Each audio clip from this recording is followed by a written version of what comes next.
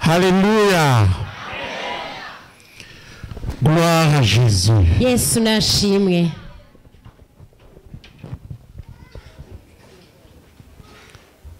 Nous voulons célébrer Turashaka kuninahaza la bonté ubwiza et la grâce de notre Dieu n'ubuntu bw'Imana yacu avec le message de ce soir. hamwe n'ubutumwa bwo kuri uno mugoroba.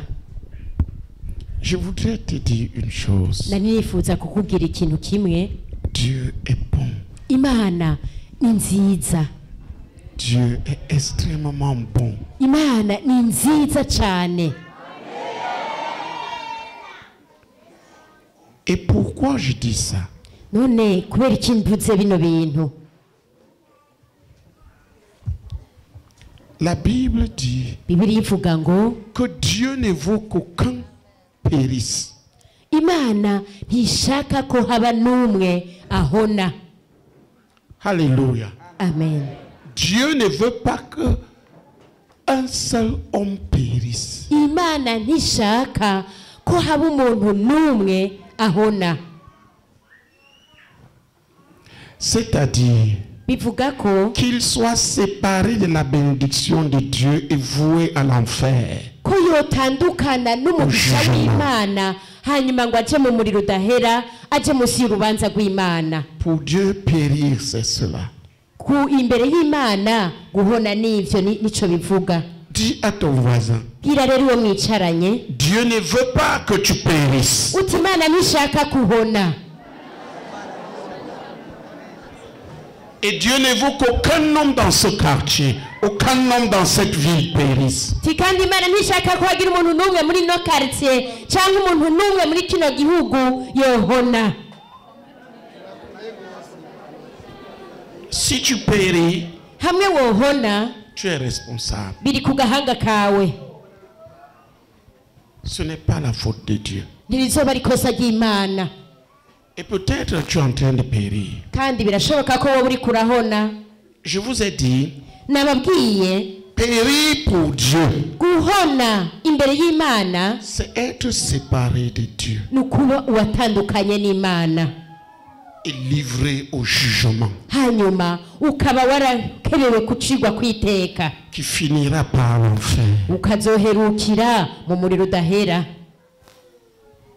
Périr pour Dieu, Guhona imbere y'Imana c'est être séparé de sa grâce, nukuba utandukanye n'ubuntu bwayo, privé ukaba ucanjaguritse de toute possibilité atakaryo na kamwe d'entrer dans son royaume, ko kwinjira mu bwami bwayo de jouir no kunezerererwa de ces promesses extraordinaires qui sont dans cette Bible, amasezerano yayo y'igitangaza yanditse muri de Bibiliya. jouir de toutes les bénédictions qu'il a promis à son peuple. Hamunezerererwa amasezerano meza meza yasezeraniye ubwoko bwayo, De faire partie de sa propre famille. hanyuma bikunde mube mu muryango wayo.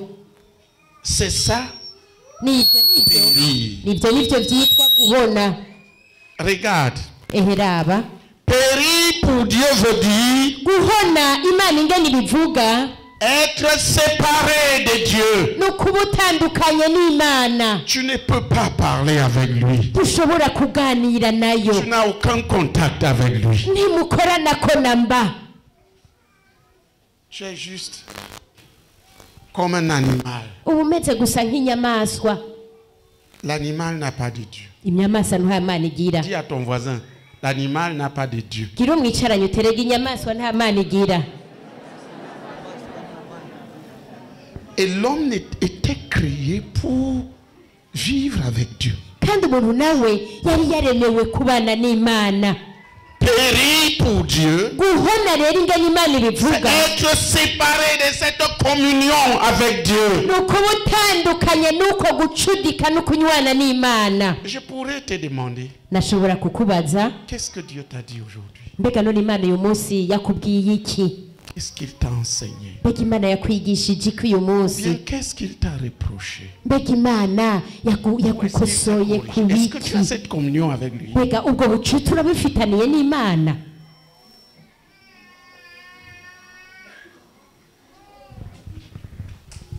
Aujourd'hui, uyu munsi il m'a donné 3 domaines imana yampaye ibisata bitatu où je dois bâtir la fidélité. aho ntegerezwa kubaka 3 domaines où je ubugizigirwa. dois être ferme dans mon attachement, mes sentiments. pour Dieu. ibisata bitatu ntegerezwa kuba umuntu atanyiganyiga mu bucuti bwa Dieu n'Imana. Je dois être ferme dans mon amour pour Dieu lui-même. en ntegerezwa tant que kuba personne. umuntu atanyiganyiga mu rukundo Dans mon jewe amour pour nkundana sa n'Imana parole. no mu rukundo nkunda ijambo ryayo, Et dans mon amour pour ces desseins qui sont liés à nous et liés à moi. no mu bucuti bw'imigambi ifitiye ku bwanje n'ubwayo. Je ne vais pas m'étendre là-dessus parce que si je te dis certaines choses, Ivyo sinza kubiteba ko kuko hamwe no kubwira ibintu bimwe bimwe tu pourrais ne pas comprendre. wahava utanabitahura.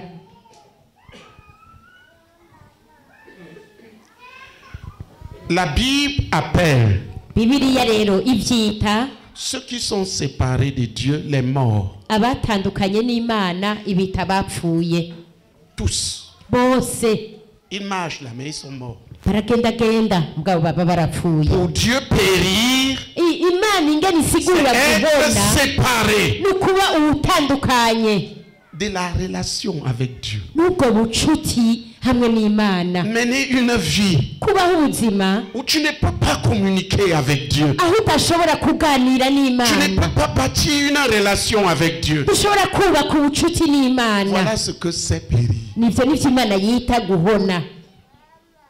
Une vie Ubuzima où tu es séparé de la grâce de Dieu. aho utandukanye n'ubuntu bw'Imana, Du pardon que Dieu donne. ukaba utandukanye n'imbabazi Imana Des itanga, faveurs que Dieu accorde à ceux qui lui appartiennent. ukaba utandukanye n'ukwemerwa n'Imana iha ab'Imana ibuha. C'est ça être perdu. Nivyo nivyo vyitwa ngo kuzimira, C'est ça être. nivyo nivyo C'est vyitwa ça périr. nivyo nivyo vyitwa guhona imbere y'Imana. Périr pour Dieu. Guhona ingene Imana ibivuga C'est être privé de sa grâce. nukuba warasambuje ukava mu Privé buntu de ses bwayo, promesses. ukaba ubujijwe amasezerano yayo, Privé de sa vie. ukaba ubujijwe De la vie ubugingo de bwayo, sainteté, la vie de bénédiction. ubuzima bw'ukwezwa, ubuzima bw'umugisha,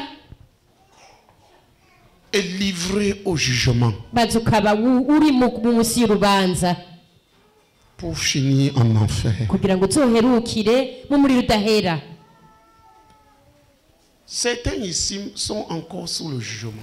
Bamwe ngaha baracari munsi y'urwo rubanza Parce qu'ils ne sont pas, kuko ntibari ils ne sont pas entrés dans la relation vitale dont ils ont besoin avec Dieu. ntibinjiye mu bucuti nyabwo kandi nkenerwa hamwe n'Imana yabo. Ils sont sans Dieu, Nta Mana bagira, sans grâce, nta buntu bwayo bagira, sans promesse. nta masezerano yayo bagira, Il n'y a rien. nta na kimwe Rien que le jugement, la malédiction, le atari péché. urubanza rw'Imana, umuvumo n'ivyaha. Ils sont sans Dieu, Nta Mana bagira,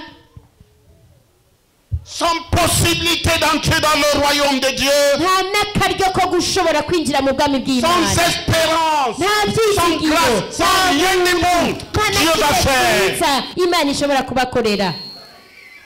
C'est ça que Dieu appelle périr. Nivyo rero Imana yitwa ngo guhona. Ils sont périr. Bariko barahona. Tout ce qui se passe dans leur vie, Ikintu cyose kiba mu buzima bwabo c'est malédiction, ni umuvumo, jugement, urubanza rw'Imana, péché, ivyaha, destruction. ugusangangurika. Est-ce que tu es en train d'être démoli? Mbega none wowe uriko urasambuka.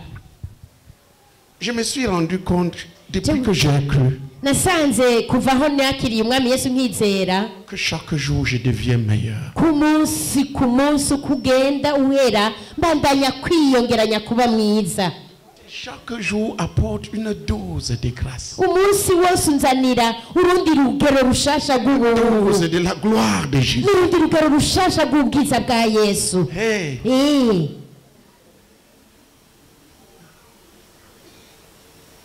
et toi, weho chaque Chaque jour, ta bouche t'allonge de plus en plus. ku munsi ahubwo umunsi usutura uba muremure usongora ngo Tu accuses tout le monde. abantu bose ukagumubagiriza Tu accuses le voisin. ukagiriza umubanyi Tu accuses le chef de Moudougou. ukagiriza umutwaye umudugudu Tu accuses le chef de quartier. ukagiriza utwara ikaritiye Tu accuses le chef de colline. ukagiriza utwaye umutumba Tu accuses le Mburamatari. ukagiriza na buramatari Le ministre. ukagiriza n'umushikiranganji bose ugasanga bakubereye ingorane. Je sais pourquoi. Mbega none urazi igituma? C'est parce que Dieu n'est pas ton père. ni ukubera imana atari so, C'est parce que tu es seul. ni ukubera uri wenyene, Parce que tu es perdu. kuko wazimiye, Parce que tu n'as pas voulu avoir cette relation personnelle avec Dieu ton ntiwashatse Père. kugira ubwo bucuti wihariye hamwe n'imana nka so. C'est ça ce que c'est périr. Nivyo rero nivyo imana yitwa ngo guhona, C'est ça ce que c'est être perdu. nivyo nivyo imana yitwa ngo kuba wazimiye. Est-ce que vous comprenez? Mbega muriko murabitahura? Au moment où on est là, tu peux savoir si tu es perdu ubu nyene muri kano kanya dukoranire hano urashobora kumenya uti narazimiye ou si tu es sauvé. canke uti narakijijwe. Tu peux savoir si tu es sous le jugement de Dieu urashobora kubona uti jewe ndi munsi y'urubanza rw'imana ou sous la faveur de Dieu. uti canke ndi munsi yo kwemerwa n'imana. Écoutez, frères et sœurs, Igo bene data je suis sous la munyumvirize, faveur. jewe ndi mu kwemerwa n'imana. Qui a mal dans l'épaule? ninde agwaye ku rutugu ababara? Qui a mal dans l'épaule? ninde ababara ku rutugu? Oui, viens. ego ingo Regarde. raba,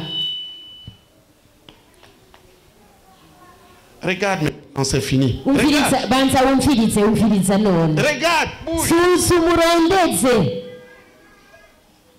Est-ce que tu as encore mal? uracababara? oya, Sous la faveur de Dieu. mu kwemerwa n'imana, Je marche sous la bénédiction de Dieu. ngendera munsi y'umugisha Ne crois w'imana. pas que c'est un hasard. Il n'y a pas de hasard. ntibibaze Ok. ngo ni igihamana, oya nta gihamana Elle kibaho. a aussi levé la main. Tu as mal où? nawe wari wakirije ukuboko ubabara hehe? C'est pour ça que tu fais jaillir l'épaule là comme ça. nicyo gituma wambaye iribaya C'est depuis quand ça? ukuyeko ukuboko. C'est depuis quand ça? ivyo bimaranye igihe kingana gute? binane. Hein? Tu as mal? urababara none? c'est un gonflement qui ne me fait pas mal. Gloire à Jésus. yesu nashimwe, Gloire à Jésus. yesu nashimwe. Alléluia. amen. Tu seras guéri. Tu es ici uraza gukira dans l'espace où se meurt la puissance. hano aho ukoraniye, uri mu kirere cyiza aho ubushobozi bw'imana buguma Le bugendagenda. simple fait que tu es là, kubona gusa waje ngaha tu seras guéri. uraza gukira. Amen. amen. Donc ne te précipite pas de venir ici. rero reka kwihutira kuza ngaha imbere Ce qu'on umviriza. te demande, c'est d'écouter icyo usabwa gusa no De kumviriza no kwizera, et d'obéir. hanyuma wumvire, Parce que ce qui te sauve, c'est la parole de Dieu. kuko ikikurokora ni ijambo ry'imana. Vous savez ce que Jésus soutient? mbega munazi icyo imana ishigikira? Connaissez ce que Jésus soutient? ninde azi abo imana ishigikira? Il soutient sa parole puissante. imana ishigikira ijambo ryayo ry'ubushobozi. Lorsque la parole de Dieu est libérée sous la puissance de Dieu, ijambo ry'imana rirekuriwe mu bushobozi la bw'imana, main de Jésus est là n'ikiganza cy'imana kiba pour kiraho sauver, kugira ngo kirokore, guérir, ngo gikize, délivrer, kugira ngo kibohore, kugira ngo kibohore, kugira ngo gihezanye, kugira ngo gihingure. Donc tu es au bon endroit. rero uri mu kibanza cyiza cyane. Alléluia. amen. Tu es au bon endroit. uri mu kibanza cyiza. Dis à ton voisin, tu es au bon endroit. iyo mwicaranye turi mu kibanza cyiza cyane. Je vais vous montrer. ngira ndabibereke. Tu ne sais pas. ntabyo uzi? Toi qui avais mal au dos, we wari urwaye umugongo, tu es déjà guéri. Au nom de wamaze Jésus. gukira mu izina rya yesu. Applaudissons pour Jésus. komera amashyi umwami yesu Tu es déjà guéri. wamaze gukira Nous voulons que tu le saches parce que c'est déjà fait. turashaka ko ubimenye kuko byamaze kuba Tu n'as pas besoin qu'on te pose les mains. ntibinakenewe ko bakurambika Maintenant kw'ibiganza là, c'est Jésus qui le fait. ubu rero ni yesu abyikoreye Dis à ton voisin, c'est Jésus qui le fait. bwira mwicaranye uti yesu niwe abyikoreye Et il le fait maintenant. kandi abikoze nonaha Dis-lui, c'est Jésus qui le fait. bimubwire rimwe uti yesu niwe abyikoreye wowe gusa umwumvire. Il y a des gens, si on parle, ils n'écoutent pas. hariho abantu batumviriza Et ils n'obéissent pas. hanyuma ntibanumvire Ils se coupent de la bénédiction. bonyine baba banze kwikura mu mugisha w'imana. Cette parole que tu entends, aya majambo uri c'est kurumva la parole puissante. n'amajambo y'ubushobozi y'imana Et Jésus lui-même la soutient. kandi yesu nawe ubwiwe araheza akayashigikira. Voyez, murabe tu avais mal au dos, lève-toi. umuntu yaragwaye umugongo ahaguruke. Voyons ce que Jésus a fait. turabona Lève-toi. yesu yakoze haguruka niba warugwaye umugongo numvirize. Si tu as écouté maintenant, regarde là où tu as mal. nimba wumvirije gerageza urondere ushakishe aho wazabara uroraba rondera Applaudissons pour leur guérison. Regarde. shugukira kwabo. Rotabashanda randa. Tara. C'est fini. byarangiye Lève la main. sanze byarangiye Je cukiriza n'ai pas dit que ukuboko. tu t'assieds. Il y a des gens qui ont des oreilles pour entendre. mufite Tu amatwi es yo debout, kumva reste debout. guma muhagaze hanyuma mwiyumvirize uwakizakiriza ukuboko. C'est fini, lève la main. uwakizakiriza ukuboko. Ceux dont le mal est fini, passez ici. abantu mwakize muze ngaho imbere. Passez ici, j'ai dit le dos. navuze Le umugongo mal est fini, viens. uwakize umugongo aze ngaho imbere. Applaudissons pour Jésus. abandi komera amashyi umwami yesu. C'est fini. Si ce n'est pas fini, tu restes. C'est fini, tu viens. ubabare butaheze ugume mu kibanza. C'est Jésus qui te guérit. we aze ngaho imbere ni yesu niwe agukijije. Il est ici. ari hano Il soutient sa parole puissante. ashigikira ijambo ryiwe ry'ubushobozi. C'est ça qu'il est en train de nous démontrer. ibi nibyo ariko aratwereka. Si cette parole qui est annoncée dans la puissance du Saint-Esprit, nimba iryo jambo ryashikirije Jésus la soutient. yera yesu niwe acarishigikira. vous pouvez voir. murashobora kuvyirabira. Est-ce qu'il a soutenu sa parole? iyo mubona yashigikiye ijambo ryiwe Est-ce qu'il a soutenu? mubona yarishigikiye.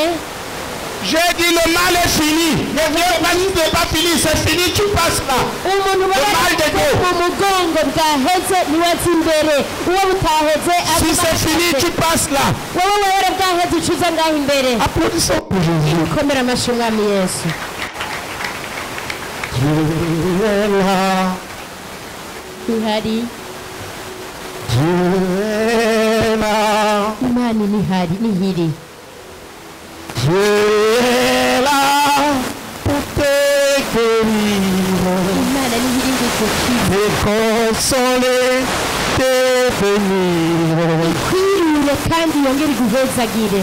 Si tu crois à sa parole, wizera ijambo ryiwe Dieu est là. imana nihiri. Ariano, ari hano Ariano, Ariano, Papuetagire,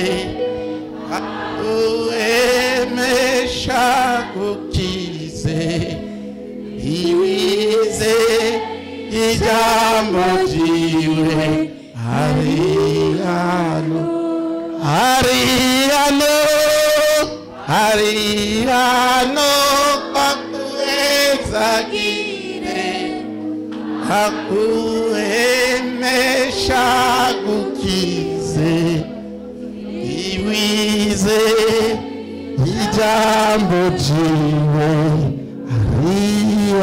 Ariano. Tu avais quoi? wari urwaye gute? Regarde maintenant. iyumvirize. Baisse-toi, regarde. unama wiyumvirize. Tu as mal? uracababara? Là-bas, pourquoi tu as Hari encore? imbere. La maman, ma la paix soit avec toi, maman. amahoro abane nawe ma Au nom de Jésus. mu izina rya Je yesu voudrais un pasteur qui va s'occuper d'elle parce qu'elle a besoin plus imbere yo ce qu'elle demande. mwitwararike Elle a besoin d'assurance ici. kuko igisabwa kuri akeneye kuba wemetswa rwose mu mutima weho Tu es avec quoi? wari urwaye gute Mal au dos? wababara mu mugongo Regarde maintenant. umviriza rero ko kibabara Baisse-toi. unama wumvirize Eh oui. Tes baissés te dépassent. ntibishoboka ko wunama Tu es jeune. Baisse-toi comme ça. uracyari muto unama n'ububangutse Attends.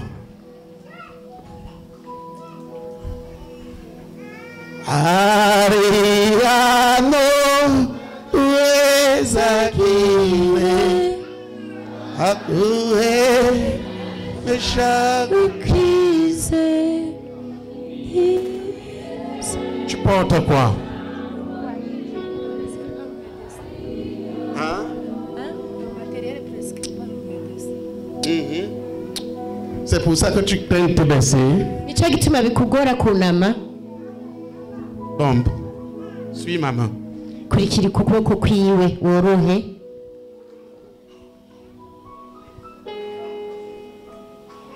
Applaudissons pour ça. mukomera amashugukira kwiwe Tu es complètement réglé. wanaguwe rwose Tu peux regarder. Hey, urashobora no kwiyumviriza tu peux regarder.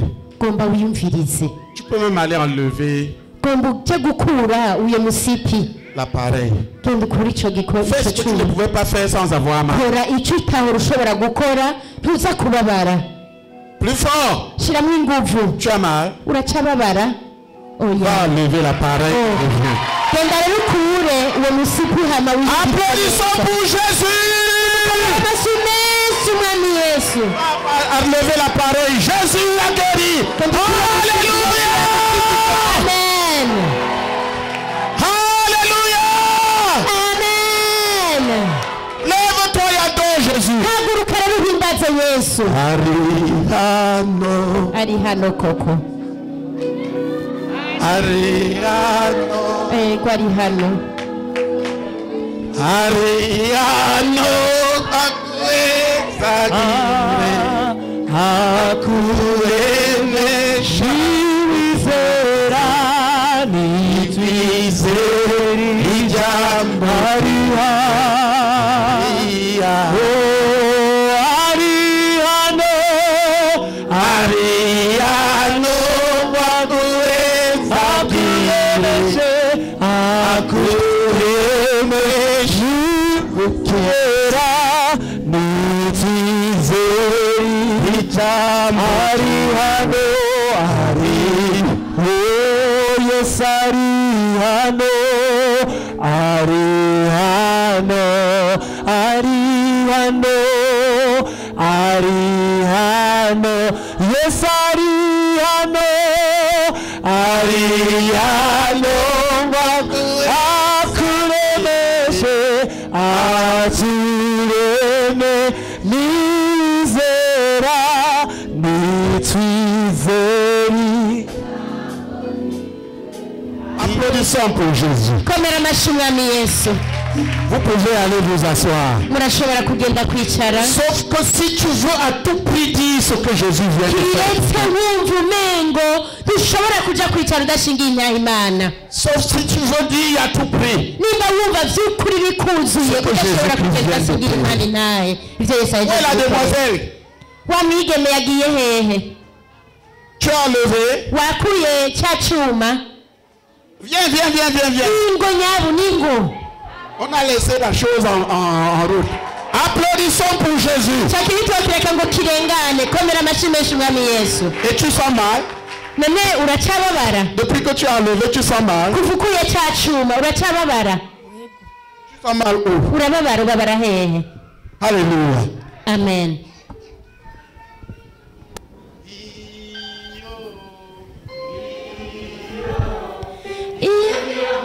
sokorera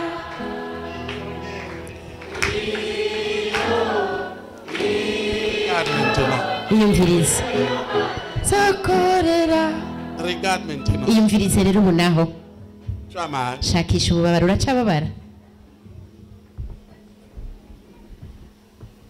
Saute. Simba. Applaudissons pour Jésus. Ongera amashyi Umwami Yesu. Tu pouvais faire ça. Wahora ushobora gusimba. Tu pouvais faire ça. Wahora ushobora gusimba. Oya. Tu danses avec moi. Iyo ma. Utambe hamwe n'umwungere. Iyo mana zokorera. Iyo mana zokorera. Iyo mana zokorera. Iyo mana zokorera. Iyo nyene. Iyo mana zokorera. Iyo mana zokorera. Iyo mana zokorera. Iyo mana zokorera. Iyo mana zokorera. Iyo mana zokorera.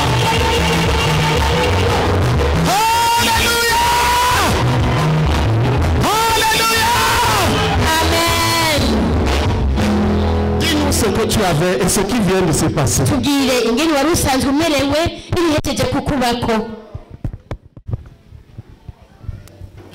Bitubwire.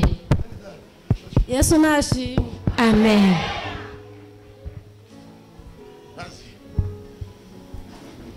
Est-ce que tu avais? Mbega byari bimeze gute warurwaye gute? Jewe nafashwe mu bihumbi 2022. Moi j'ai été attaquée depuis 2012 à 2002. 2022. Oh, mumbabarire. Fatwa nunamye ncangira imisonga myinshi y'umugongo. Quand j'essayais de me courber, j'avais beaucoup de douleur au niveau du dos. Bigasaba naho ndyamye yuko ndyama ku kintu kigumye nkisindagirirako. Et quand il fallait que je m'endorme, je devais dormir sur une chose très dure. Hanyuma chanja kwa muganga. Alors je suis allée voir le médecin. Ngiye kwa muganga baca banyandikira radio. On m'a prescrit une radiographie. Ndayikoresheje baca bambwira yuko quand je l'ai fait faire, on m'a dit que uruti rw'umugongo rwahetamye ahantu hatoya. Que à un niveau ma colonne vertébrale s'est courbée. C'est comme déformé. Baca banyandikira imiti y'ibinini yo gufata. On m'a prescrit les comprimés. Baca banyandikira no kugirisha kinésithérapie. Et on m'a prescrit aussi de faire la kinésithérapie. Ndazikoresha je les ai fait amaséances atandatu. Et on m'avait prescrit 6 séances. Ariko maze kuzikoresha abakunda kuzinkorera bambwiye ati nawe uri kurazikoresha nugufufahiza ntibikira. Et je les faisais, mais ceux qui me faisaient faire la kiné, eux-mêmes m'ont dit que même si tu le fais, tu ne vas pas guérir. Ça va juste soulager la douleur. Ça m'a découragée et il ne me restait qu'une seule séance. Elle aussi, je ne l'ai pas fait.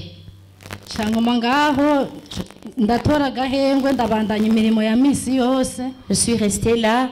La douleur s'était juste apaisée. J'ai continué à vaquer à mes activités.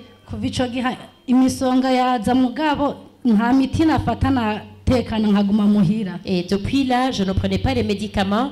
Même si la douleur revenait, je restais à la maison à me reposer. Mais le mois de mars de cette année en cours, les douleurs se sont vraiment accentuées à tel point que je ne sais pas comment même expliquer. Je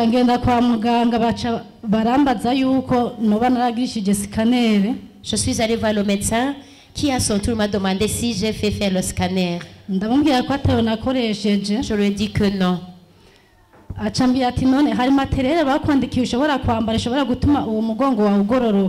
il m'a demandé s'il y aurait un matériel qu'on m'aurait prescrit juste pour redresser ma colonne. Je lui ai dit que non. Alors il m'a demandé, est-ce qu'on peut prescrire pour toi un scanner? Il m'a demandé si je pouvais avoir des moyens. J'ai dit, je vais demander à la maison.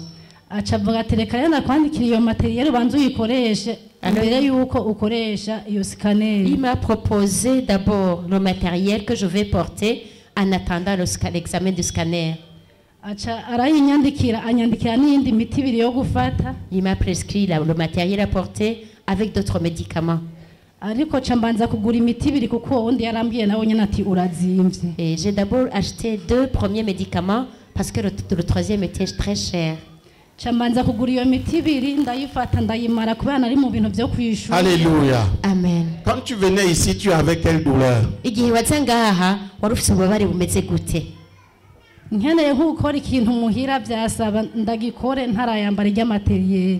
Maze kuyambara yanje namukunama nakora ibintu bike bibaho. Kandi no kwicara byasaba ngume nica ahantu naho nyene ndayambaye ahantu nguma ngoroye umugongo. À la maison, s'il faut faire quelque chose, je devais le faire avant de porter le matériel. Parce qu'avec le matériel, je ne peux ni rien faire, ni me courber, même pas m'asseoir. Quand je m'assois, ça demandait que je reste bien droite. Oui. Et maintenant? Non, ubu naho bimeze gute? Uwo mwanya maze kuyikura ndumva ko tuguvu turiyo uretse ko hariho parti numva iguma nk'utuntu tw'udusongasonga. Et quand j'ai enlevé le matériel, maintenant je sens la force revenir, à part que qu'il y a encore un peu de douleur. Baisse-toi maintenant. Urunama rero ubu naho. 3 fois. Unama gatatu. Fort. Uname cyane. Avec force, obéis. Shiramo utuguvu mvire. Amen, encore. Subira kandi. Amen, encore. Subira kandi. Ucukira. C'est fini les douleurs. Ubu ububabare burarangiye. Va maintenant. Ubu rero ntugende. Fais tout ce que tu ne peux pas faire. Ukora ibyo utahora ushobora gukora byose. Dis Amen. Ishura cyane uti amen. Amen. Sois, tu n'auras plus mal. Genda wicare kandi ntuze kubabara. Applaudissons pour Jésus. Mukomera amashyi umwami Yesu. C'est Jésus. Yesu. C'est Jésus. Ni Yesu. C'est Jésus. Ni Yesu. C'est Jésus. Ni Yesu. Je voudrais dire que ne sois pas tellement axé sur la guérison. La guérison est normale. Nababwiye nti ntimushyire umutima cyane ku gukira gusa. Rien qu'en étant sous la parole puissante de Dieu, tu es Gukira en train de guérir. n'ibisanzwe ahubwo shyira umutima cyane ku ijambo ry'Imana muriko murumva. Mais écoute, Hanyuma mwumvirize. crois Hanyuma mwizere. que c'est cette parole que Jésus va soutenir. Kuko n'iryo jambo nyene niryo Yesu aza gushigikira. Si tu crois. Nibaryizera. Nous étions en train de dire Twariko turavuga que Dieu ne veut pas qu'une seule personne périsse. ko Imana idashaka ko hagira umuntu n'umwe ahona. Il ne veut que personne dans ce quartier périsse. Ntibikwiye ko hagira umuntu n'umwe muri no quartier Personne ahona. dans cette salle périsse. Ko hagira umuntu n'umwe muri no ngoro ahona. Personne dans ce monde périsse. Ko hagira umuntu n'umwe muri no sinzima ahona. Dieu est un Dieu bon. Imana ni Imana nziza cyane. Il veut le salut. Ishaka agakiza La bénédiction de chaque être humain. n'umugisha w'icyaremwe cyose. Mais le problème, Ariko ingorane c'est que presque tous sont en train de périr. nuko nka bose bariko barahona. La plupart des hommes sont en train de périr. Abantu nka benshi bariko barahona. Alors que Dieu ne veut pas qu'ils périssent. Kandi Imana idashaka ko bahona. Et que Dieu a fait tout ce qu'il faut pour qu'ils ne périssent pas. Kandi Imana yarakoze ibyo yakoze byose kugira ntibahone. Mais la plupart des hommes sont en train de périr. Ariko abantu nka benshi bariko barahona. Parce qu'ils ont refusé le don de Dieu. Kuko baranse ingabire y'Imana. Ils ont refusé le don de Dieu. Baranse ingabire y'Imana. Ils ont refusé le don de Dieu. Baranse ingabire y'Imana. Tout homme qui périt sur la terre Umuntu wese ahona hano ku isi est responsable biri ku gahanga kiwe de sa destruction. no gusangangurika kwiwe. Et je vous ai dit, périr, Nababwiye nti rero guhona c'est être sans relation avec Dieu. nukuba ata bucuti ufitaniye n'Imana. Être séparé de Dieu. Kuba utandukanye N'avoir n'Imana. aucune relation avec lui. Kuba ata bucuti na butonyi mufitaniye nayo. Être séparé de sa grâce. Kuba utandukanye n'ubuntu bwayo. C'est-à-dire des bénédictions gratuites qu'il a données à son peuple. Nukuvuga ngo ubuntu bw'umugisha yatanze ku buntu bw'ubwoko Être bwayo. séparé de ses faveurs. Ukaba utandukanye C'est-à-dire de ses n'ukwemezwa nayo. bénédictions. Ni ukuvuga imigisha yayo Ses yose interventions. no guserukwa ko nayo. être séparé kuba utandukanye de ses promesses. n'amasezerano yayo. Tu regardes devant toi, Uravye imbere yawe il n'y a rien. nta na kimwe kiba kihari. Tu es sans avenir, Nta kazoza uba ufise, sans espérance, nta vyizigiro uba ufise, sans promesse. nta masezerano uba ufise. Voilà ce que donne la perdition, Nivyo bitanga la ukuzimira, malédiction. umuvumo. Tu ne sais pas ce que tu sais être délivré. Ntuzi ico bita kubohoka. Pourquoi? Kubera iki? Pourquoi les hommes sont-ils en train de périr? Kubera iki none abantu bariko barahona Alors que tu as donné, kandi Imana tu as yaratanze, donné, yaratanze, tu as donné, Imana yaratanze, tu as donné. Imana yaratanze.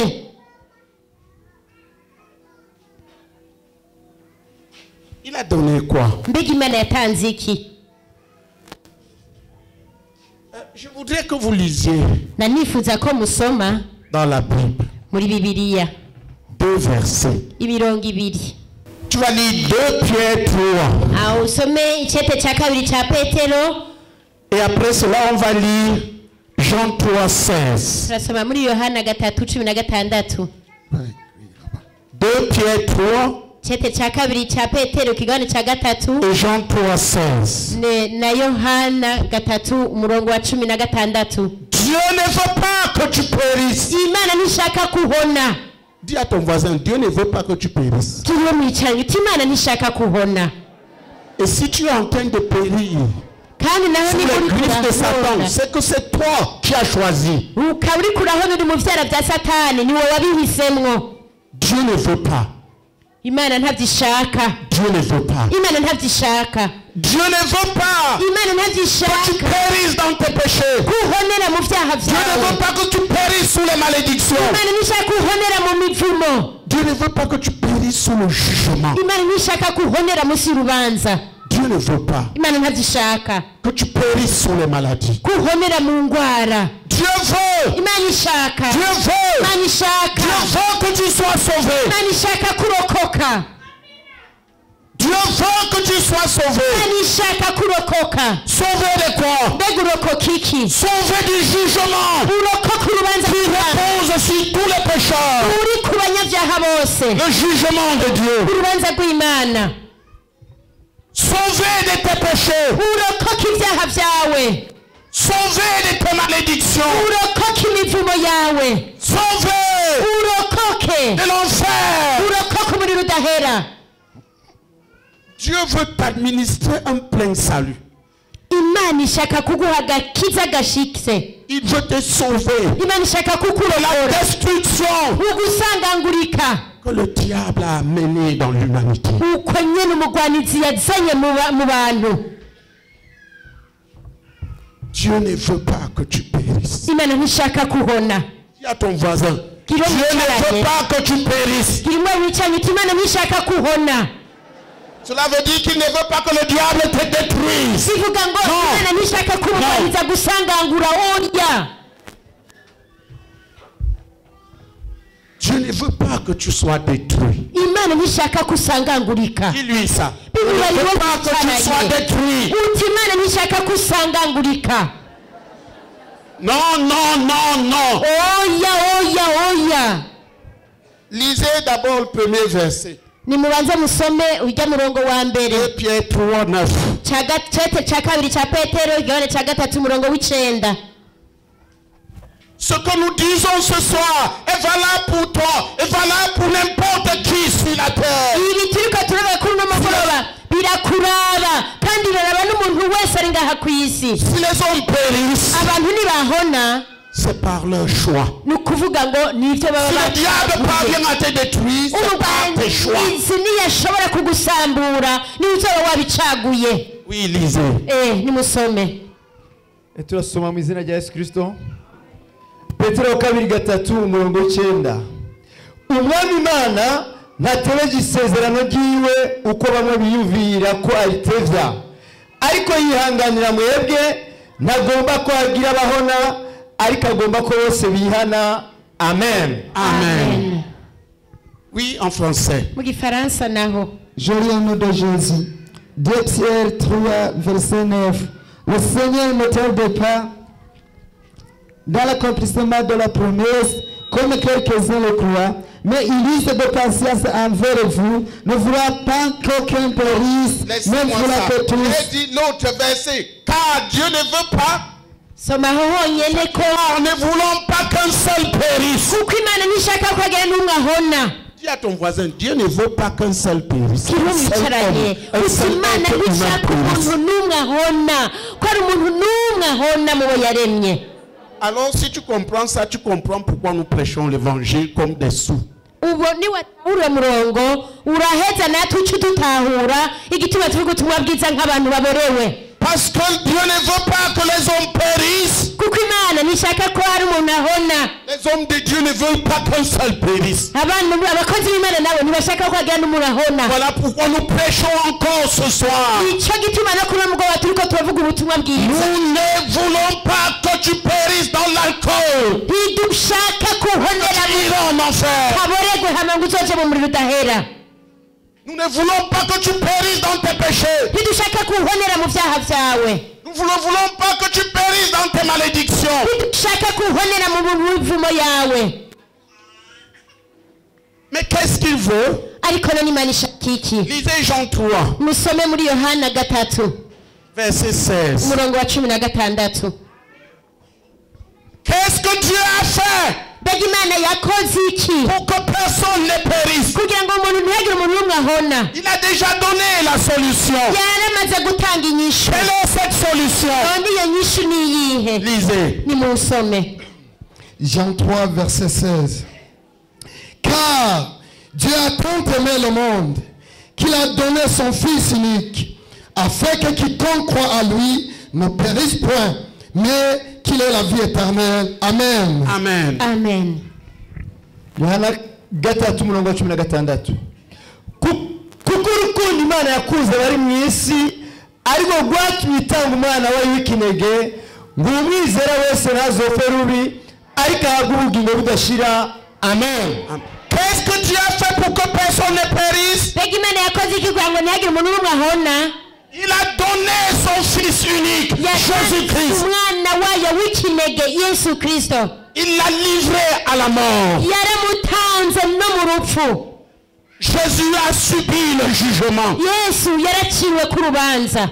Il est allé en enfer. Yaragiye ikuzimu. Il a subi l'enfer pour toi. Yaragiye ikuzimu ku bwawe. Pour te barrer le chemin. Kugira ngo akuzibirire Afin inzira. que toi tu n'y ailles pas. Kugira ngo wowe ntujeyo.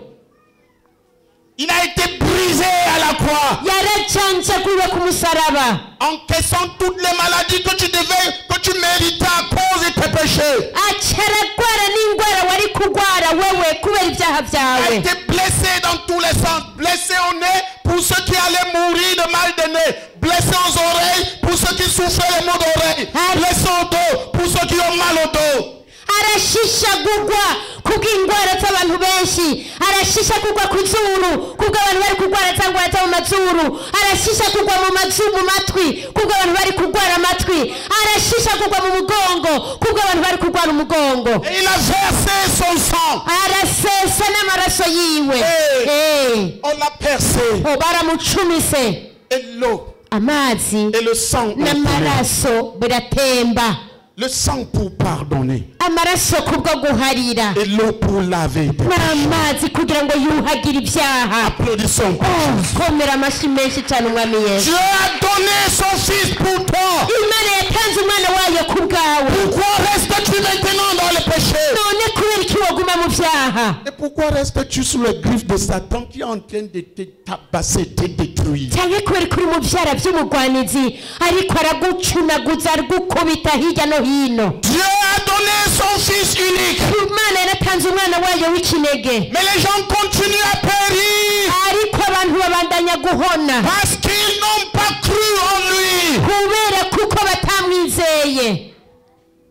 Il a donné son Fils Yaratanze umwana wayo pour que n'importe qui croira. kugira ngo uwo ari we wese azomwizera. C'est-à-dire, Ni ukuvuga ngo n'importe qui se décidera de tourner le dos à tous tous les péchés, tous les idoles, pour se focaliser, pour se livrer à lui. C'est ça croire. kugira ngo uwariwe wese azotera ibitugu ibyaha byiwe ibigirwamana byiwe kugira ngo avyitandukanye hama mwizere Qu'il ne périsse pas. ntazahone ngo apfe rubi. Alléluia! Amen. Jésus m'a libéré. Yesu yarambohoye. Alléluia. Alléluia. Je suis dans la joie. Ndanezerewe. Alléluia. Alléluia. Voyez, il m'a libéré. Ah, yarambohoye. Yesu yambohoye. Yarambohoye. Alléluia. Alléluia. Ndanezerewe. Ndanezerewe. Alléluia. Alléluia. Alléluia. Ndanezerewe. Alléluia. Pourquoi tu ne donnes pas ta vie à Jésus? kubera iki utoha ubuzima bwawe Yesu? Kwizera C'est se détourner no gutera ibitugu des péchés du monde et de tout le reste. ibyaha n'isi n'ibindi byose Mettre toute sa confiance ibyizigiro byawe en byose Jésus-Christ, ugaca ubishyira muri Yesu celui Kristo, que Dieu a donné uwo nyene Imana yatanze comme agneau pascal, nk'umwagazi wa Pasika, celui qui sauve urokora son peuple de ses péchés ubwoko bwiwe et des ibyaha conséquences de ses péchés. n'ingaruka mbi z'ibyaha. Pourquoi périrais-tu? Mbega worinda uhona kubera iki? Pourquoi désirais-tu détruire en enfer? Kubera iki worinda uja mu muri bidahera? Pourquoi laisserais-tu que le péché continue à te détruire? Kubera iki worinda ureka ibyaha bikabandanya bigusangangura? Pourquoi laisserais-tu que les maladies continuent à te ronger? Kubera iki worinda ureka indwara zikabandanya zikurya? Pourquoi permettrais-tu que les sorciers, les démons continuent à te tabasser? Kubera iki wokwemerera abarozi n'abadayimoni bakabandanya Pourquoi bagutoteza? permets-tu Kubera iki wokwemera que la malédiction continue à te ruiner? k'umuvumo ubandanya ukubangamira ukumerera nabi? Pourquoi ne donnes-tu pas ta vie à Jésus maintenant? Kubera iki Sachant utoha que ubuzima lui, il bwawe peut. Yesu?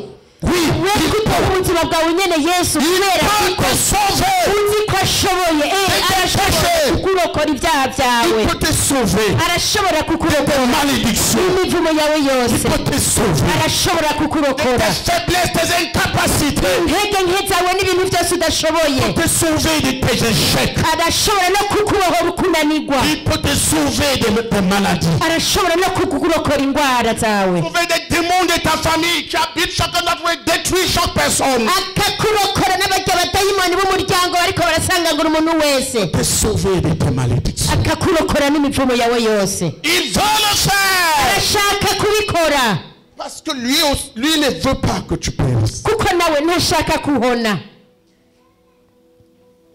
Vas-tu lui permettre? Mbega nawe uraza kumwemerera? Il peut te délivrer de l'alcool. Arashobora kukubohora akaboregwe.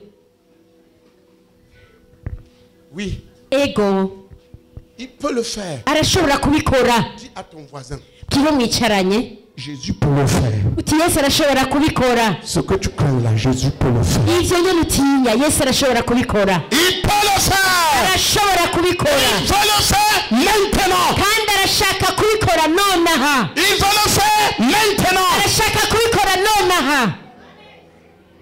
Vas-tu rejeter le don de Dieu encore? Mbega uraza gushibura ingabire y'Imana n'ubu, Ou vas-tu maintenant accepter le salut que Dieu donne à tout être vivant? cyangwa uraza kwemera agakiza Imana yihaye umuntu wese?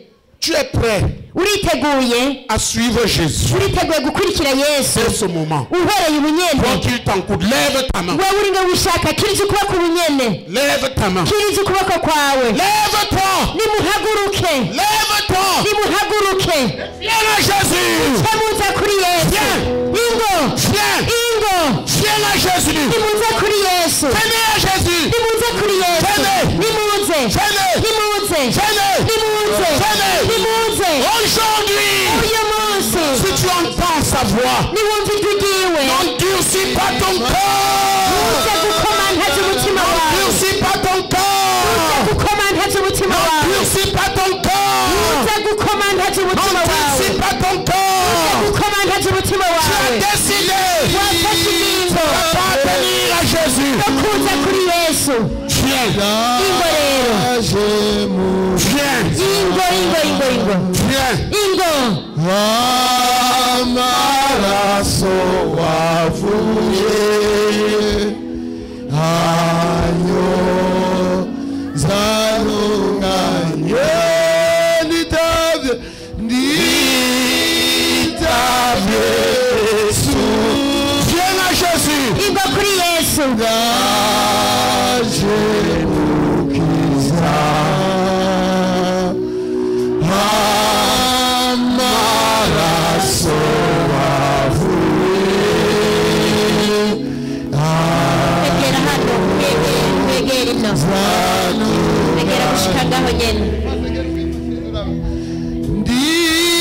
nditavye Viens à Jésus. ingo kuri yesu ndaje mukiza amaraso wavuye ayo zanunganye mukiza Tu as besoin de Jésus dans ton cœur ce soir. urakeneye yesu gushika mu mutima wawe kuri uno mugoroba nuze imbabazi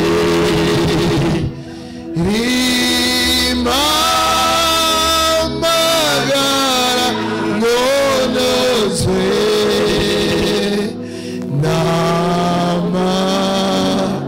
n'amaraso yawe. Commence à parler à Jésus. uvugane na yesu Nditavye Yesu. Ndaje mukiza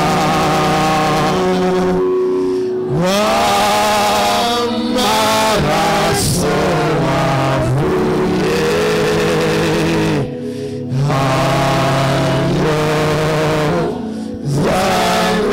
zanunganye.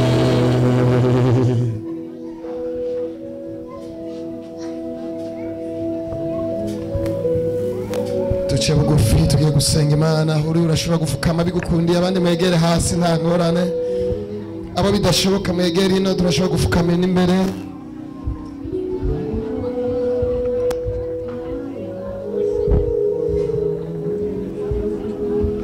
abataronka mupfukama abatarose mupfukama mwizere mu mbavuga gutya mwagurike egera imbere aho uri wowe wamaze gupfukama usenga imana bibi wowe bari guhaguruka abo bidakunda ko bapfukama nta ngorane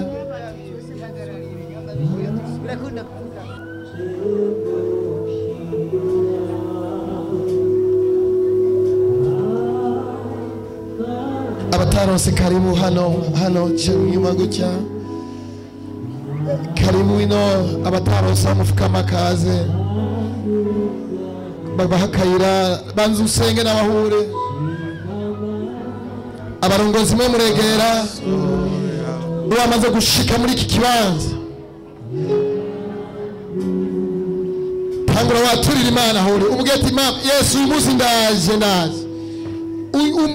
umbohore wese ntihagire ikintu kimwe kigusamaza umubwire Yesu abarongozi mwegera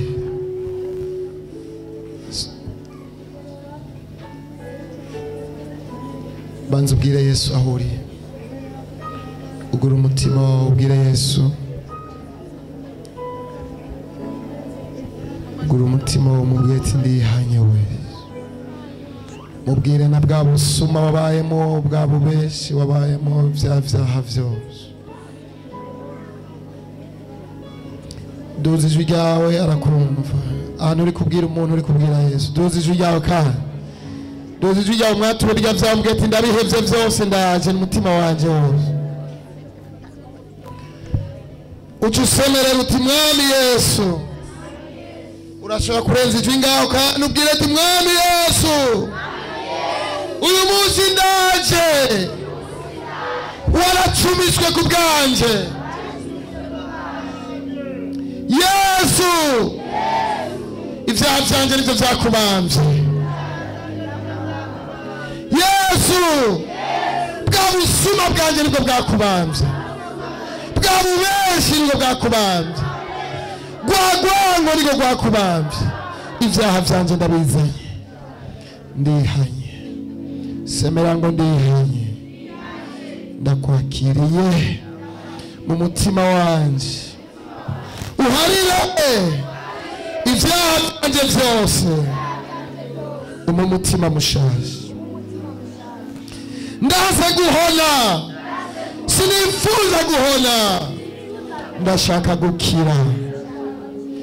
Nkiza Yesu, Yesu numpize, nkiza kano kanya wewe, ndakwizeye. Unkize twe n'ab'inzu yanje, unkize kuko ndakwizeye. Umparire ibyaha byanje, izina ryanje ryandikwe mu gitabo cy'ubugingo. Uyu munsi mpindutse umuntu mushasha kuko wagereye muri jewe, mu izina rya Yesu. Izina ryanje ryandikwe mu gitabo cy'ubugingo. Mu bazokubona batazohona, bazobaha ibihe bidashira. Ndatuye ko nzokubona tukabana nawe ibihe bidashira. Sinzohona ariko nzobaho kugira ngo mvuge ibikorwa byawe mu izina rya Yesu. Amen. Applaudissons pour Jésus. Mwami Yesu. Dis à ton voisin, Kiriwe mwegeranye, c'est maintenant ta délivrance. n'ubu niwo mwanya wo kubohoka kwawe. Et c'est maintenant ta guérison. Dis ça. Niwo mwanya wo gukira kwawe. C'est maintenant ton salut. N'ubu nyene wo mwanya w'agakiza kwawe. Alléluia. Amen. Dis à ton voisin, Kiriwe mwegeranye, c'est maintenant le jour de ton salut. uti uyu munsi niwo munsi w'agakiza kawe. Il y a des gens qui n'écoutent pas et qui ne croient pas et n'obéissent pas. Hari abantu batumviriza ntibumvire. Tu entends, crois. Et si tu as cru, obéis. Wumvise wewe uca wizera hanyuma ugaca wumvira. Dis à quelqu'un, Gira umuntu bariye. aujourd'hui, Uti uyu munsi, c'est le jour de ta délivrance. uti ni umunsi wo kubohoka kwawe. C'est le jour de ta guérison. Uti ni umunsi wo gukira kwawe. Aujourd'hui. Uyu munsi nyene. Aujourd'hui. Uyu munsi nyene. Alléluia. Amen. Demande-lui, est-ce que tu avais mal quelque part? Mubaze rero uti mbe hari ahantu wari urwaye? S'il dit oui, dis-lui, lève-toi. Niyakubwira ngo ego uca umubwira uti haguruka.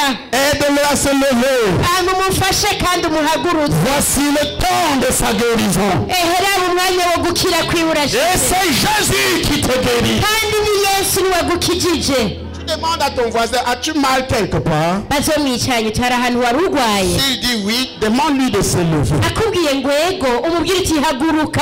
C'est au nom de Jésus qu'il guérit. Ni izina rya Yesu ni ukira.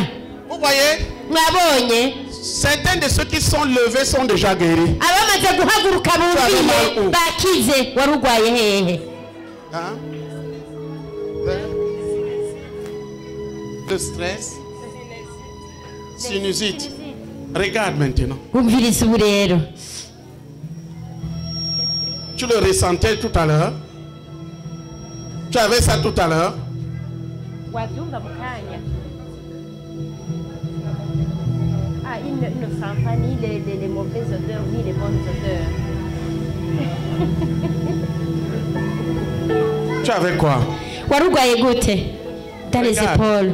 Umviriza Regarde. kukibabara, umviriza Tu as kukibabara. encore mal? Uracababara? Oya. Ceux qui écoutent et obéissent, ils entrent facilement. Abumvirije Plusieurs sont déjà guéris là. Applaudissons pour Jésus. benshi bamaze gukira komera amashyi umwami yesu Applaudissons pour la guérison. komera amashyi menshi ugukira kwawe C'est Jésus qui te guérit. ni yesu ni wagukije C'est Jésus qui te guérit. ni yesu ni C'est wagukije Jésus qui te guérit. yesu ni wagukije C'est Jésus qui te guérit. yesu ni Et c'est wagukije maintenant, au nom de Jésus, sebuti mwizina dans ta rya yesu guérison. tangire mu gukira kwawe Applaudissons pour Jésus. nibukomera amashyi umwami yesu Regarde où tu avais mal. suzuma rero urondera aho wari wamye ubabara Le mal est parti, lève la main. sanze wakize ucukiriza ukuboko Le mal est parti, lève la sanze main. ububabare bwazimanganye ucukiriza ukuboko Regarde où tu avais mal. suzuma urondera aho wari wamye C'est ce que urwaye tu ne pouvais pas faire sans avoir mal. kora ibyo utawe ushobora gukora kandi ntubabare Vous entendez? muriko murumva Le mal est parti. ninde ububabare bwaheze Lève la main. nakiriza ukuboko Applaudissons pour Jésus. nimukomere amashyi umwami Viens ici si le mal est parti. nimba ububabare bwaheze nuze ngaho imbere Si le mal est parti, sors de rang et viens ici. ububabare nimba bwaheze nuze ngaho imbere Nous avons dit que tu regardes. twavuze ngo banze S'il est parti, tu viens. usanze bwa bubabare bwaheze S'il est encore là, reste. S'il est parti. Toi, tu as dit que c'est parti. Venez ici. Sors. wavuze ko wakize Les mots sont- uza ngaho imbere Applaudissez plus fort. abandi koma amashyi menshi mukomere Le amashyi Seigneur est en... umwami yesu ariko arakora Applaudissons plus fort. mu mashyi menshi cyane Nous avons dit, regarde. twavuze ngo Je n'ai pas dit que tu nimwiyumvire les regardes. sinavuze ngo mubyabe Tu entends, obéis. wumvirise uca wumvira Tu veux sentir l'odeur? Eh. Très bien. Tu es guéri, passe là. wakize ucuza ngaho imbere Applaudissons pour Jésus. nimukomere amashyi umwami yesu wumvise kare ntiyamotegwa ntiyanukigwa ariko bumva hazibutse arashobora kumva ibimota komera amashyi menshi umwami yesu Il passe pas c'est d'applaudir. ayo La maboko participation, c'est de regarder. erega ntibasabye mu mugo C'est de regarder. ni ukwiyumviriza Tu avais quoi? wari urwaye gute mu nda Il y avait quoi dans le monde? mu nda hari hameze gute tuave beaucoup elle avait beaucoup mal Regarde. umviriza none kubabara kora ufyonde uracababara Tu as mal maintenant? uriko urababara Viens. ingo Les dirigeants, levez-vous. abarongozi muhaguruke Allez vers ceci.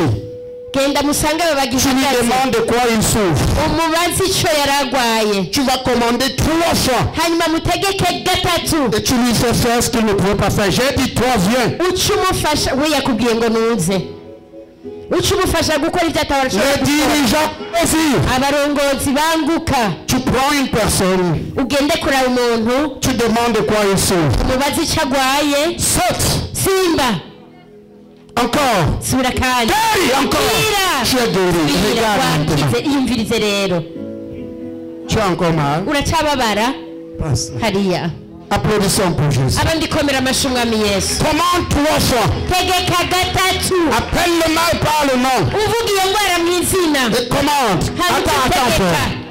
Au nom de Jésus. mu izina rya yesu Mal, indwara tu disparais. uzimangane Maintenant. ubunyene ubu Disparaît. zimangana Disparaît. zimangana Disparaît. zimangana Disparaît. zimangana On lui de faire le mouvement qu'il ne pouvait pas faire. mubwire akora ibyo atahora ashobora gukora Et s'il est guéri, tu l'envoies là. yakize uca umurungika imbere abandi komera amashyi menshi mana On lui amenait le malade bamuzanira abagwaye et il les guérissait tous. kandi akabakiza bose Il ne laissait personne rentrer avec sa maladie. nta n'umwe yareka ngo atahane indwara yiwe Il les guérissait tous. yabakiza bose Il est ici ce soir. no kuri uno mugoroba ari hano Il guérit tous les malades. akiza abagwaye bose Il vous guérit tous au nom de Jésus. abakijije bose mu izina rya yesu Applaudissons pour Jésus. nimukomere amashyi umwami yesu La personne est guérie, tu l'amènes là. uwo muntu wasengeye yakize uca umuzana ngaho imbere Personne ne rentre avec... nta n'umwe aza gutahana indwara yaza afise Mais si tu ne veux pas faire ce qu'on te commande, regardez, tu es responsable. ariko niwanka gukora ibyo bariko kugira ngo usuzume biri ku gahanga kawe. La personne est guérie. Uyo muntu yakize. Voilà devant. Cy'umurungi kari imbere. C'est Jésus. Ni Yesu. Qui te guérit. Ni Yesu ni wagukijije. Il a quoi? Agwaye gute?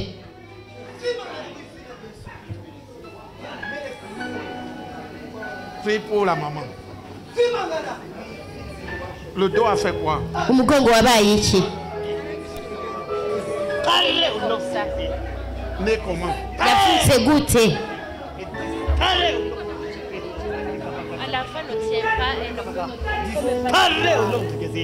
Fortifie toi. Komera. Wa mugongo utiga umugongo. Fortifie. Ukomere. Et que tu deviennes normal. Kandi uhinduke umuntu muzima. Amen. Amen. Frère, ne venez pas à moi. La personne est guérie, vous l'envoyez là-bas. Data umuntu wasenge yakize ucumurungika imbere. Au nom de Jésus. Mu izina rya Yesu. La personne est guérie, elle va là-bas. Uwo muntu wasenge yakize acaje imbere. Hey, Hey. hey, Hewe. hey, Hey. hey, hey. Hey. Demande-lui de me regarder. Mubwire yiyumvirize. Regarde-moi. Murabino. Hey. Hey. Frère, vous n'entendez pas ce que je dis. Ntimwumva babwire bahindukire ino. Babwire bahindukire. Baisse la main. Manura uko kuboko. Approche. Egera.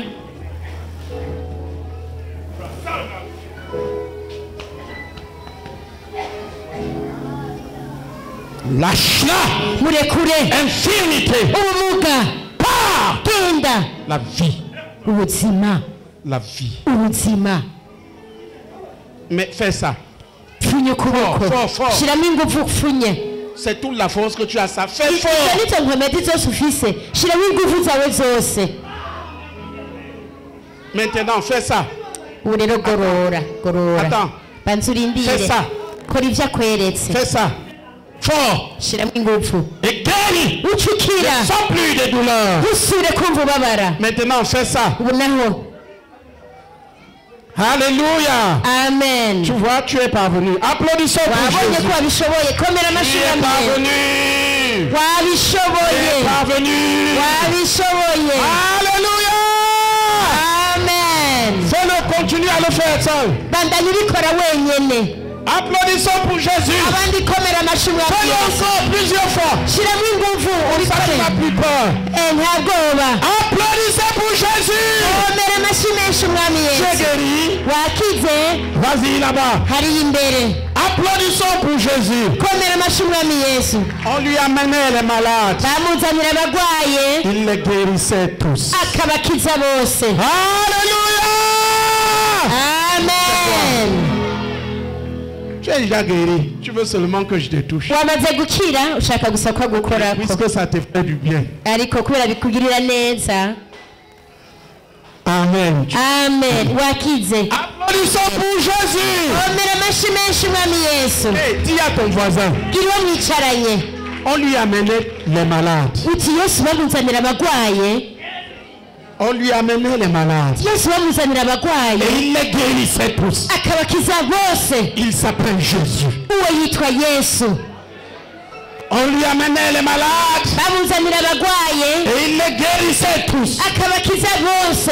Parce que Dieu était avec nous. Kuko Imana yari kumwe nawe. Il est le même. Yesu ntarahinduka. Il est le même. Yesu ntiyahindutse. Aujourd'hui. Uyu munsi Il est le même. Yesu ntiyahindutse. Éternellement. Ibihe bidashira. Il est le même. Yesu ntiyahindutse. Jésus le même. Yesu ntiyahindutse. Aujourd'hui. Uyu munsi Il est le même. Yesu ni wa wundi. Éternellement. Ibihe bidashira. Oh Jésus-Christ, Il est le même. Fils de Dieu. Il est le même. Il n'a pas changé. Il est le même aujourd'hui. Aujourd'hui à Guillaucha. Il est le Il est en même. Galilée. Il est le même. Il n'a pas changé. Il est le même aujourd'hui. Aujourd'hui, si tu le crois, Il Il est le Je te dis, tu même. le verras. Il est le même. Il n'a pas changé. Il est le même aujourd'hui. Aujourd'hui, Jésus guérit. Il est le Il même. guérisseur. Il est le même. Il n'a pas changé. Il est le même aujourd'hui. Aujourd'hui, Jésus délivre. Il est le Il même. délivre. Il est le même. Il n'a pas changé. Il est le même aujourd'hui. Oh, Jésus-Christ, Il est le même. Fils de Dieu. Il est le même. Tu n'as pas changé. Il est le même aujourd'hui. Oh, roi des gloires. Il est le même. Seigneur des seigneurs. Il est le même. Il est le même aujourd'hui. Alléluia. Amen. Regarde. Tu avais mal. C'est l'AVC. Alléluia. Oui. Et depuis que ça en train d'aller. Écoute, depuis que tu marches avec le Seigneur, est-ce que ça n'avance pas? Kuva ugendana n'umwami ntubona ko bigenda bitera imbere. Ça s'est amélioré. Barakubajije kuva utangura kugendana n'umwami ntubona ko Est-ce biguma que bitera c'est comme au imbere. départ? Et doucement, doucement. Voilà, c'est Ça comme va. ça que ta guérison t'a été donnée. Je Nuko voulais niko que tu le prononces. wahawe ugukira kwawe nashaka nawe uvyivugire. Tu es guéri. Wakize. Et les améliorations Ivyo vyo kuza birahinduka neza. seront progressives Bizoguma vyiyongera. pendant que tu marches avec toi. Umwanya nawe uzoba uriko uragendana n'Imana Réjouis-toi yawe. pour ta guérison. Nezerere gukira kwawe. Applaudissons pour Jésus. Menshi umwami Yesu.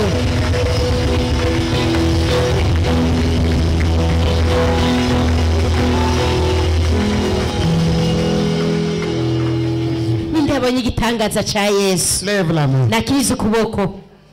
Qui veut en parler? Nindashaka kukivuga. Celle-là vient. Uriya naze. Tout à l'heure, elle ne levait pas la main là. Mukanya ntiyashobora gukiriza ukuboko. On disait lève. Bamubwira ngo kiriza. Elle faisait comme ça. Agaterura ahubwo uruhande rwose. Et après, tenait comme ça. Hanyuma agafata ukundi kuboko ngo gufashe ukundi kuduga. Lève cette main. Ure nukirize kwa kuboko kutaduga kare. Applaudissons pour Jésus. Menshi umwami Yesu. Qu'est-ce que tu avais? Mbega wari urwaye gute? nari naguye muri dushe J'étais tombée dans la douche. nagiye kwa muganga ejo bakibanyandikira ko nzogenda mu radio. Hier, j'avais été à l'hôpital. On m'avait déjà dit que je devais faire la radiographie. Et Jésus a passé son scanner. Yesu nawe acagucisha muri scanner yiwe. Tuza kwa kuboko rero umanura. Applaudissons pour Jésus. Mera amashi umwami Yesu. Qui voudrait parler du miracle que Jésus vient de faire? Ninde wundi uvashaka kuvuga igitangaza Yesu aje kumukorera? Qui? Ninde? Reste. Uyundi. Les autres, allez vous asseoir. Abandi genda mwicare. Ceux qui veulent parler, passez ici. Ariko Le reste, abashaka allez vous asseoir. abandi muje kwicara kiretse umva togenda adashinze intahe. Il est le même. Il est le même. Il est le même aujourd'hui. Il est le même. Il est le même. Il est le même aujourd'hui. Oui. Vas-y. Tangura. Yesu ashimwe. Amen. Yesu ashimwe kandi Amen. baryohewe cyane. Je suis très contente. Umwana wanje haragera yuko ndiko ndatera uruku kurya ukisimbagiza umwana ukabona umenga arafise ubumuga. Et je suis très contente. Mon enfant, il arrivait le moment où je voulais la soulever, la faire danser avec le bras. Ndavuga ati none mana je uba warampaye ikimuga no kuri ko washimye kuma abana babiri. Et l'enfant Washimye ne bougeait kumpangira pas. toya mana je sindavyemeye. Alors j'ai dit à Dieu, oh Seigneur, est-ce que tu as vraiment choisi de me donner un enfant infirme? Hanyuma mu nyuma hageze yuko bicara. Et quand Bicara ku muhungu. c'était les jumeaux. Alors au moment où je devais les faire asseoir, le garçon s'est bien assis. umuhungu akicara neza mugabo nkabona umukobwa nawe akicara kunama akacagwa. Le garçon pouvait bien tenir bien assis, mais la fille, au lieu de s'asseoir, elle se courbait et tombait automatiquement. Mwene wacu arambwira ati buryo uwo mwana ntubona ko yamugaye. Ma soeur me disait, est-ce que tu ne vois pas que l'enfant est infirme? Ndavuga ati je ndabibona mugabo sinzi ivy'Imana izonkorera. J'ai dit, oui, je le vois, mais je ne sais pas ce que Dieu va faire pour moi. Acambwira ati ngo mwana rero ko mwigira ko musenga cyane ngo nawe ngo urabwira abapasitori wanyu bamusengera. C'est comme si elle se moquait de moi. Vous vous faites les gens qui prient beaucoup. Allez dire à des pasteurs de prier pour l'enfant. Ndamuha pastor aramusengera. J'ai donné à mon pasteur qui a prié pour l'enfant. Ndatanga no ngabo aramusengera. Je l'ai apporté ici, on a prié pour l'enfant. None hari yatanga ko yicara mugabo naho yari yicara ntiyunamuka neza. Alors, au moment de s'asseoir, elle pouvait s'asseoir, mais elle ne pouvait pas bien se redresser. Ariko rero ndashima Imana ko nuze amukoze ko nga pastor kamukorako. Alors je remercie le Seigneur. Ah, je remercie le Seigneur parce que depuis que le pasteur l'a imposé les mains, je vois que l'enfant commence à se bien se redresser. Applaudissons pour Jésus. Alléluia. Amen. Acclamez beaucoup pour mon Seigneur qui a guéri mon enfant. Amen. Je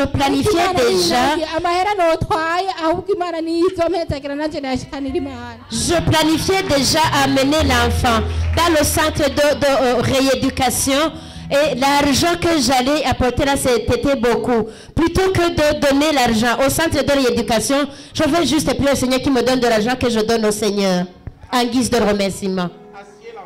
Il n'a pas changé. Amen. Yesu ntiyahindutse ni wa wundi n'uyu munsi.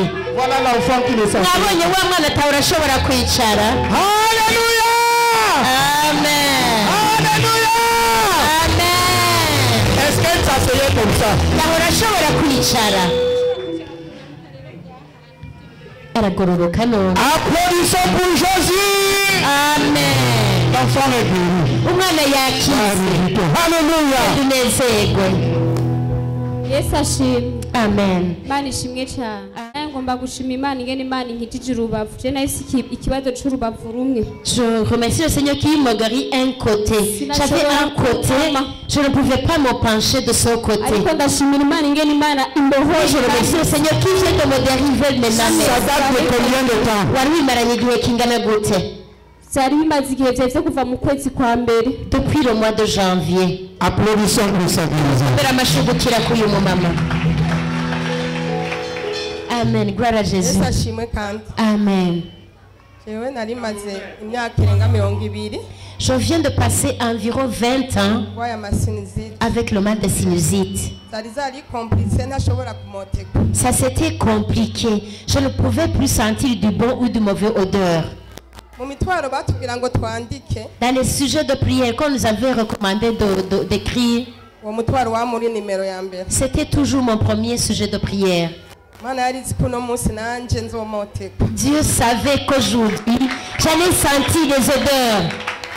Alléluia. Amen. Est-ce que tu sens les odeurs maintenant? J'ai commencé à les sentir quand j'étais dans la place. Applaudissons pour Jésus.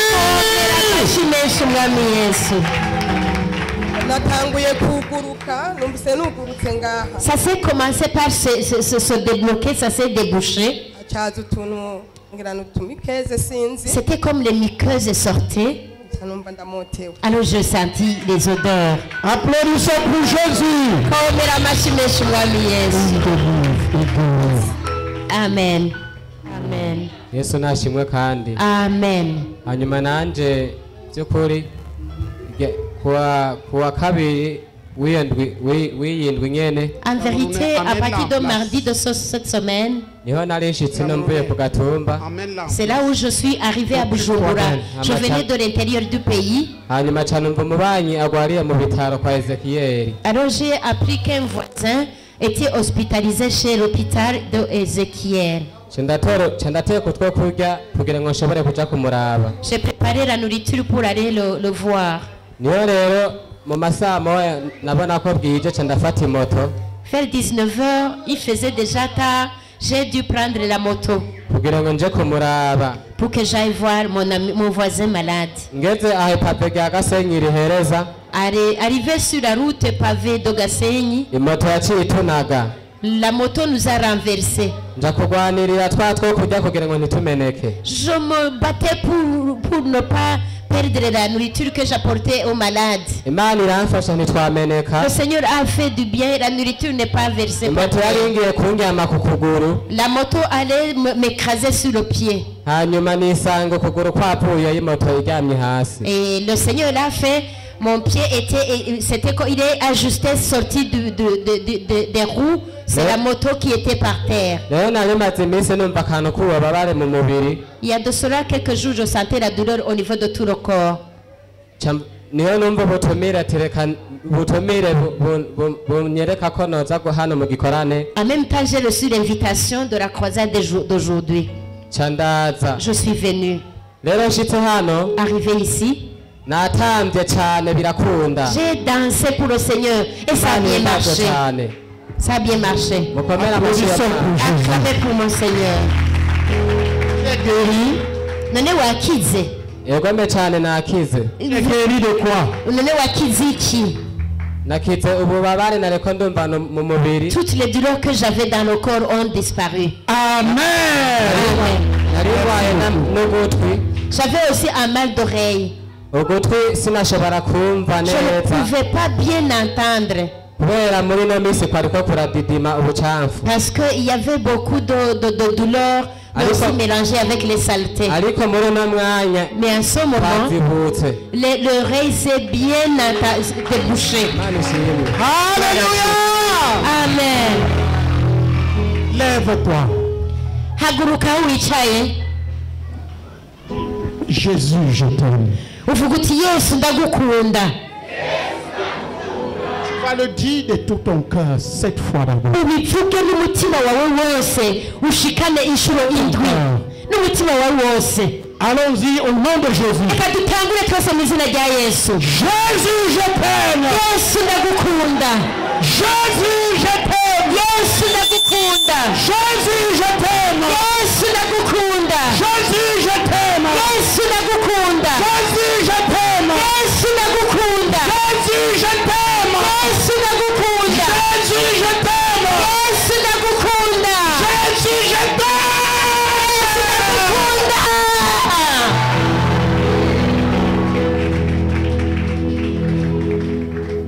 Lève tes mains. Terura ibiganza byawe.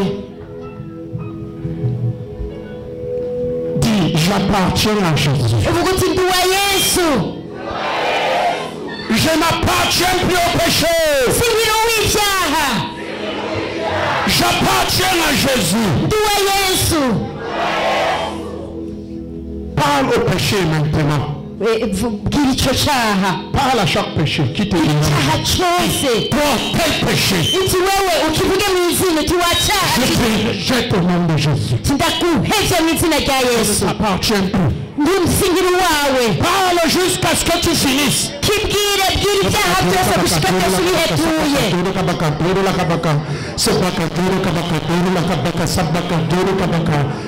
Appelle le parlement et dis-lui, toi, tel péché. Kivuge mu izina Je te rejette au nom de Jésus. uti wa cyaha Et je te sépare de toi maintenant. kandi ndakwitandukanije ku bunyene. J'appartiens à Jésus. Ndi uwa Yesu. Dis-le pour chaque péché. Bwira icyaha cyose kandi ukibwire mu izina uti ndagusezeye.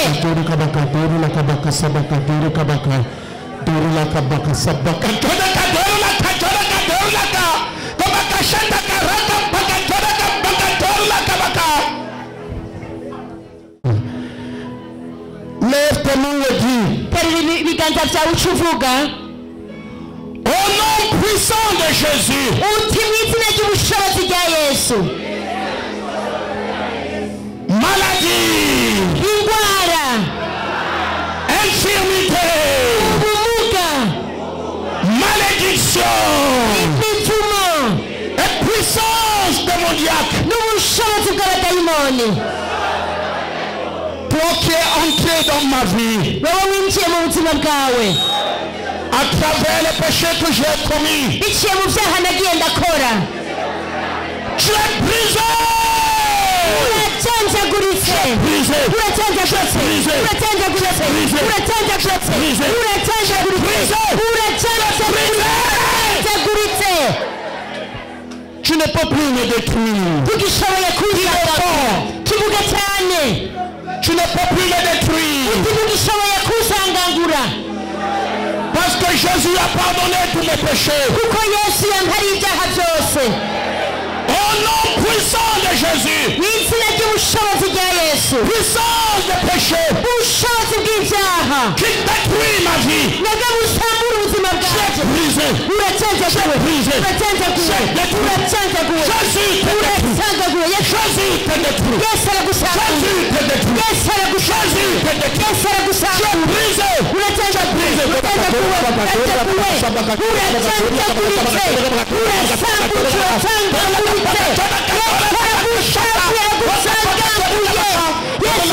Uracanjaguwe. Tu as des vertiges. Ninde ariko arazungurirwa. Tu as envie de vomir, baissez les mains. Banza mumanura amaboko. Ou tu as envie de vomir, tu lèves la main. Umuntu ariko arazungurirwa cyangwa ashaka kudabanura ukuboko. Tu lèves la main. Ukuboko genda musanga ujya vous coupez vers l'avant, vous commandez que ces esprits partent. umwunami kumurabisha imbere utegeka ibyo byose zisohoka. Vous n'allez pas vous cacher maintenant. Tugiye kwinyegeza ubu. Où que tu te trouves. Aho muherereye hose. Toi, esprit méchant. Wewe mpemu mbiwe. Malédiction. Imivumo. Tu es entré. Wewe winjiye. À travers le péché pratiqué. Biciye mu byaha nakoze. Tu es brisé maintenant. Uracanjaguye. Jésus te détruit maintenant. Yesu aragusambura. Brisé. Ndasambuka. Allez dans la salle partout où il y a les mains levées. Ahantu hose mubona bakije amaboko mugende Les frères et les sœurs. bene data Vous pouvez lever l'avant, commander qu'ils sortent. umwunami kamwe kabiri Au nom gatatu. puissant de Jésus. Izina ry'ubushobozi bwa Yesu. Puissance Ubushobozi. de maladie. Indwara. D'infirmité. Ubumuga. De malédiction. Imivumo. Qui est entré dans ma vie. Ega winjiye mu buzima Les bwanjye. péchés que j'ai commis. Biciye mu byaha nakoze. Tu es détruit. Urasambutse. Urasambutse. Urasambutse. Urasambutse. Urasambutse. Sors. Sohoka. Il y a quelqu'un qui a la main levée là-bas derrière. Hariho abantu bakije amaboko hariya. Sors. Sohoka. Sohoka. Sohoka. Sohoke. Sohoka.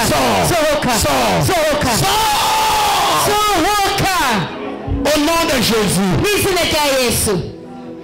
Toi, esprit méchant, Wewe mpemu mbi.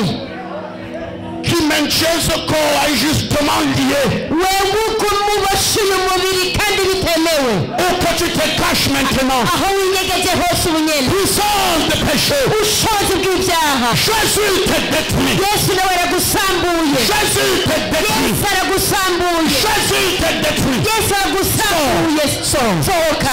Sohoka. Sohoka. Sohoka. Sohoka. Sohoka. Les gens vont commencer à sentir des mouvements dans leur bas-ventre. Abantu bagira bumva ibintu bigendagenda munsi y'umukondo.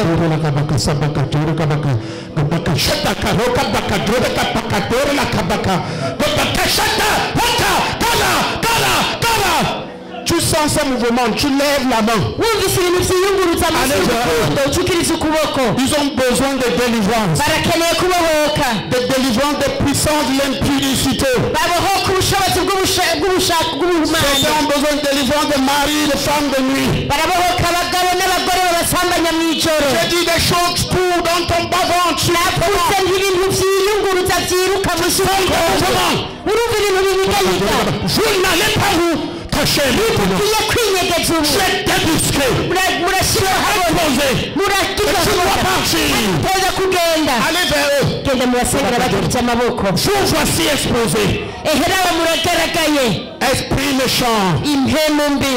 qui détruit Yebwe musambura. la vie sexuelle. Ubuzima bw'uyo mwene data. Jésus te détruit. Yesu aragusambuye. Jésus te détruit. Yesu aragusambuye. Jésus te détruit. Yesu aragusambuye. Sohoka. Sohoka. Sohoka. Mets la main sur la tête. Mushyire ibiganza ku mutwe. Dis au nom puissant de Jésus. Mushyira mu izina ry'ubushobozi bwa Yesu. Esprit méchant impemu mbi qui est entré dans ma vie mwebwe mwinjiye mu buzima bwanje à travers les péchés sexuels. biciye mu byaha byo gukoresha igitsina Tu es brisé. kanjaguwe.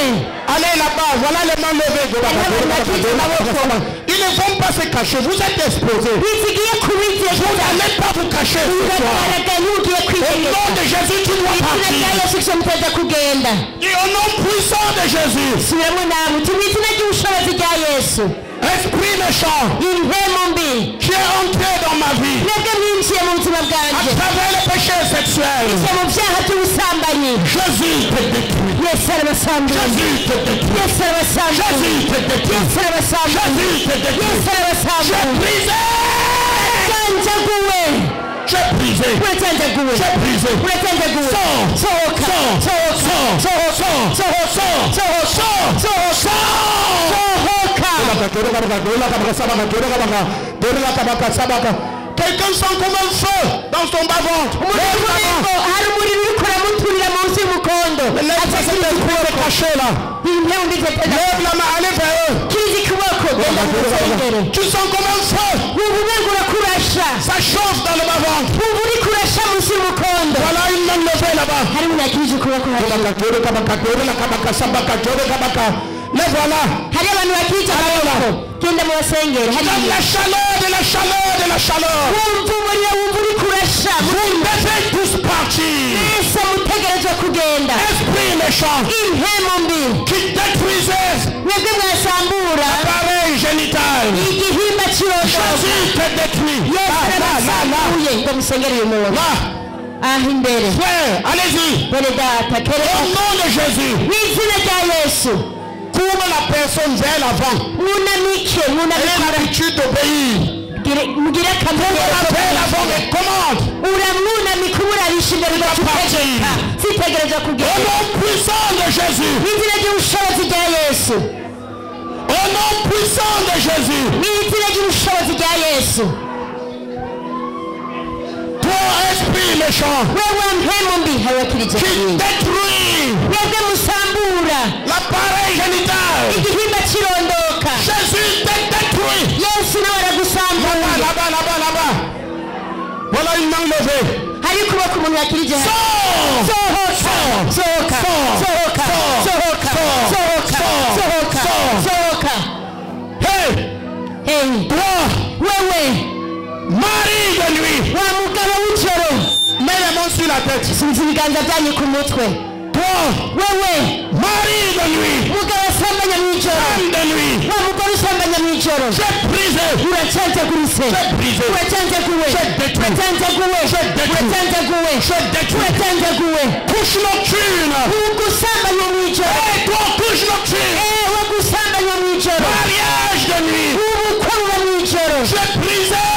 uracanjaguwe J'ai brisé. uracanjaguwe uracanjaguwe uracanjaguwe sohoka sohoka sohoka sohoka sohoka Et ne reviens pas. ntuzusubire kugaruka Dis, j'appartiens à Jésus. subira muti nduwa yesu J'appartiens à Jésus. nduwa yesu J'appartiens à Jésus. nduwa yesu Merci Seigneur Jésus. urakoze mwami yesu Merci Seigneur Jésus. urakoze mwami yesu